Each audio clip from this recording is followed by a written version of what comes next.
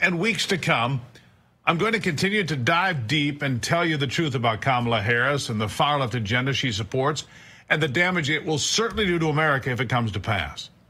Today, I want to dig down and expose the purely phony Kamala and all of its incarnations.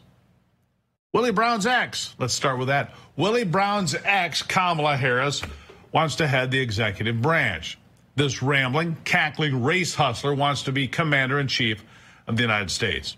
She wants to do a lot of things, none of them good, because she heads the Democrat ticket now without winning a single vote in the primaries. Remarkable. And remember, this is the woman that just a few weeks ago Democrats were scrambling, trying to replace as Joe Biden's running mate because she was so unpopular and unqualified. But now, apparently, she is the reincarnation of George Washington. So regardless of what she wants, no matter what she says, phony Kamala is just that. Phony, insincere, incompetent, too. Nothing she says is intelligible. Nothing she says about herself seems to be true. Nothing she says about America or America's place in the world is even coherent because she knows nothing about domestic or foreign policy. That's painfully clear. Things only worsen when she goes off script, when she has no lines to memorize or words to guide her, which is why she is yet to take any questions at all, having ascended to the top of the ticket 2 weeks ago now. It is a replay of 2020, when Joe Biden hid in his basement, but right now, Kamala is hiding in plain sight. And the compliant media, playing right along with it again.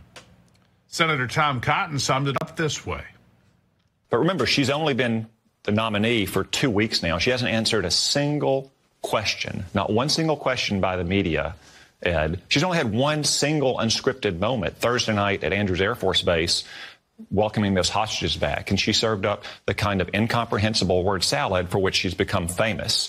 When she has to encounter the media, and I'm sure you're going to insist that she does, she's going to have to answer for things like why she wants to eliminate oil and gas production in this country, why she wants to ban gas-powered cars, why she wants to confiscate private firearms. So we knew this race was going to be close all along, whoever the Democrats wanted to put up against President Trump. But Kamala Harris has only been the nominee for 2 weeks and hasn't answered a single question. When the American people get a better look at her and her radical positions, I think you're going to see that they don't want her to continue the Biden-Harris legacy. And why is she in hiding? Well, it's simple, because she might be the one person who's worse off not using the prompter than Joe Biden. When she has no aides to prompt her, and without that teleprompter, when she has no help whatsoever, phony Kamala makes Joe Biden seem pretty smart, actually. Nothing Democrats say on Harris's behalf can make her sound credible. Nothing Democrats say about President Trump, no matter how incredible, can make voters believe Harris is capable of the job. And yet, Democrats will nonetheless try to convince us that Harris is sound, that she has the judgment to do what is right and has the will to fight for what is right for this country. But there's no proof any of that is true or would ever be true. And we have all the video proof in the world that Harris is not up to the job, too. Let's start with this.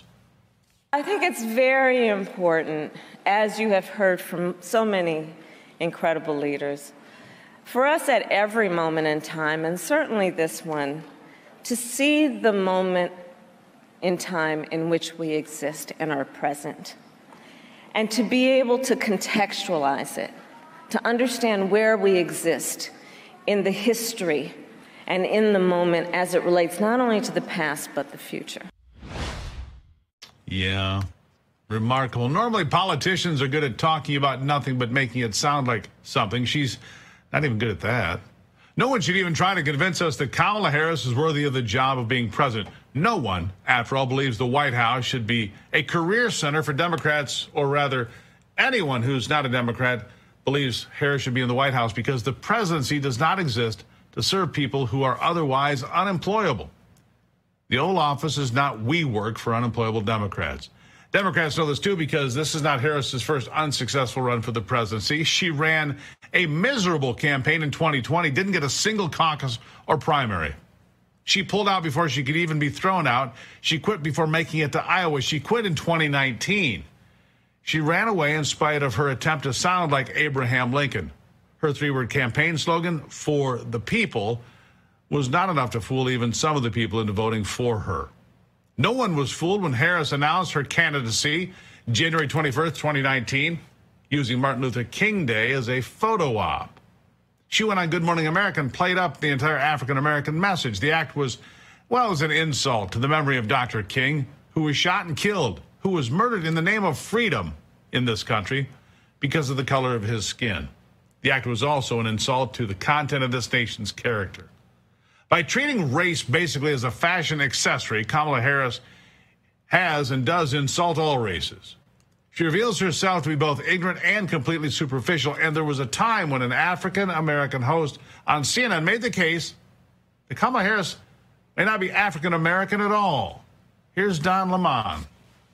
I agree with that. I agree with that. But is she African American? No. But is she African American? There's a difference. There's nothing wrong with that. No one is trying to take anything away from her. Let's go down into her lineage. I think you're falling into a trap of that. All she had to do was say, "I am black, but I'm not African American."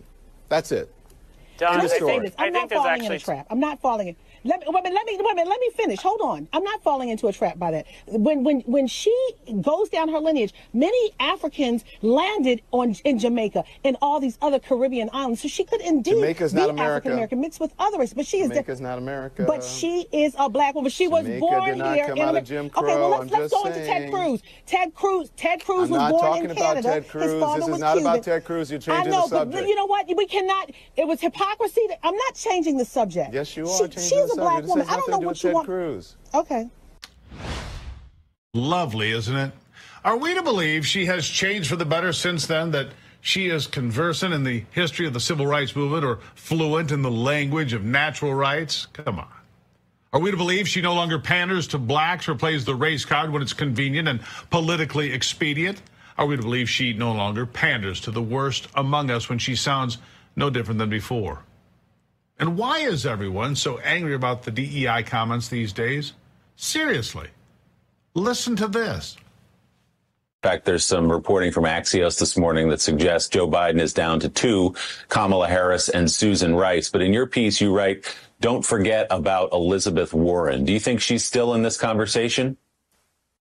I don't really, Willie. I think that she really did herself well during the campaign. I think she's been a big ally and an important ally during the recent months on the policy side. I just think at the end of the day that that Joe Biden is going to pick a woman of color and that he'd get a lot of blowback if he didn't. And he doesn't need a lot of blowback right now. That's what he can't afford. That's what I mean by rock the boat. So I think Susan Rice or Kamala Harris would both be great picks. I've said for a long time that I think Kamala Harris is the strongest in the strongest position just because she checks so many boxes. You know, sort of like I think about being at the horse track and checking the racing form. But after George Floyd's killing, there was certainly a shift in the Biden camp to needing, to wanting to pick a woman of color for that slot for the VP pick. So DEI was all the rage over at MSNBC. That's right, they loved it. She checks this box, that box. So does Susan Rice. So does Condoleezza Rice, by the way, but I'm sure you would insult and attack her, MSNBC. Remember, too, that Harris believed the Jussie Smollett hate crime hoax. She was for the hoax until she wasn't, calling it a modern-day lynching. She was quick to believe the unbelievable, that a biracial C-list celebrity, a guy who wouldn't have lasted 15 minutes on The Celebrity Apprentice, was the victim of a hate crime in the middle of Chicago in the dead of winter. So much for Harris's purported wisdom and experience. Harris believes Smollett because she wanted to, she needed to, so she could advance the politics of divide and conquer regardless of the facts. That there were no facts that supports its crazy story, that Smollett's attempt at race baiting was like Harris's exploitation of race was irrelevant. So much for Harris's purported insight as a lawyer, or her skill as a prosecutor, or her tenure as Attorney General of California, all out the window. The only other explanation is that Harris knew Smollett was lying but didn't care. Either way, it's a terrible outcome. There is a reason President Trump calls her phony Kamala. Were the stakes not so high, were the fate of the nation not at stake, we could laugh at Harris and Smollett. But because so many Democrat prosecutors mistake talking points for truth because they believe the lies they tell us about President Trump, the stakes are indeed high. If Democrats replace someone who is incompetent with someone who is incompetent and incoherent, well, the result will be 4 more years of misery, and you know it, and so do I. If we go from Sleepy Joe to phony Kamala, we lose. We all lose. If Harris wins, her word salad will have to suffice for truth. Word salad like this. And as a woman, there's a balance to be struck between being tough and being a bitch.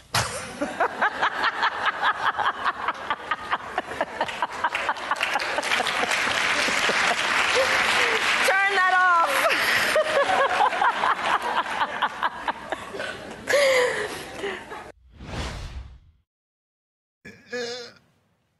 It's like sticking a fork in your ear. Is that presidential? Of course not. If she gets any worse, we'll need to learn a new language. If, however, Harris debates President Trump on September 4th, the truth will come out.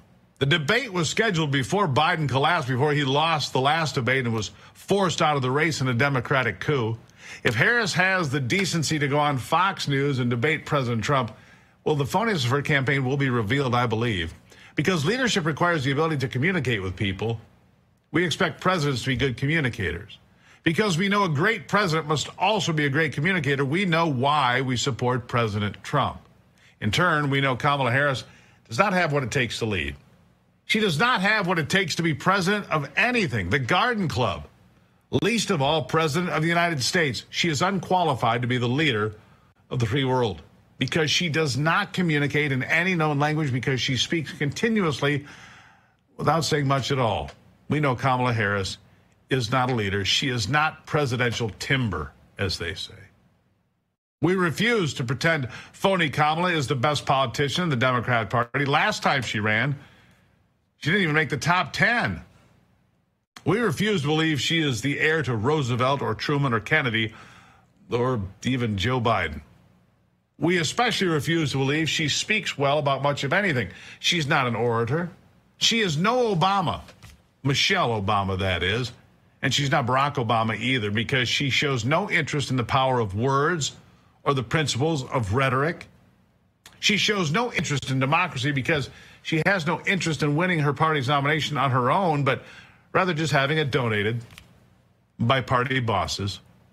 Better for Democrats to accept Harris for who she is. Better for Democrats to accept the truth, because a candidate this phony, a politician this bad, is no good.